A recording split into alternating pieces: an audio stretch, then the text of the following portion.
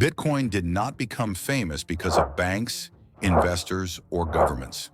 It became famous because of a dark corner of the internet. For many people, the first time they ever heard the word Bitcoin was not in a finance article. It was in a crime headline. Those stories all pointed to one name: Silk Road, an online marketplace hidden from the surface web, a place where illegal goods were traded freely, and a platform that unintentionally gave Bitcoin its first global spotlight. This is the story of how Bitcoin's earliest exposure shaped its reputation, how the media framed that exposure, and how Bitcoin eventually outgrew a narrative that nearly defined it forever. What Silk Road really was. Silk Road launched in 2011, created by Ross Ulbricht, operating under the alias Dread Pirate Roberts. It ran on the Tor network, which allowed users to browse anonymously.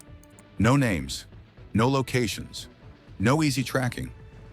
Silk Road was designed as a free market experiment, but it quickly became a marketplace for illegal goods. Drugs were the most common products, but there were also fake IDs, hacking tools, and other prohibited services. What made Silk Road different wasn't what it sold. Illegal markets existed long before. What made it different was how people paid. Why Bitcoin was chosen. Traditional payment systems simply could not work on Silk Road. Credit cards required real names and identity checks. Bank transfers could be frozen at any moment. Payment companies watched every transaction and could shut accounts down without warning.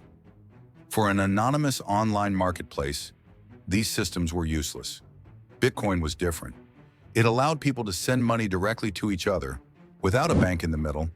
There was no central authority to approve or block payments. Transactions couldn't be reversed, and they worked across borders just as easily as they worked locally. Anyone with an internet connection could use it, no permission required. At the time, Bitcoin was still new and experimental.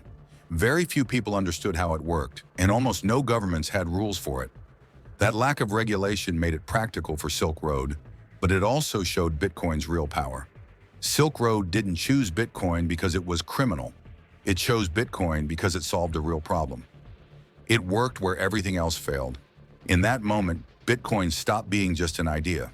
It became infrastructure. And that single use case pushed Bitcoin into global awareness, changing its future forever. Media framing and the birth of a narrative.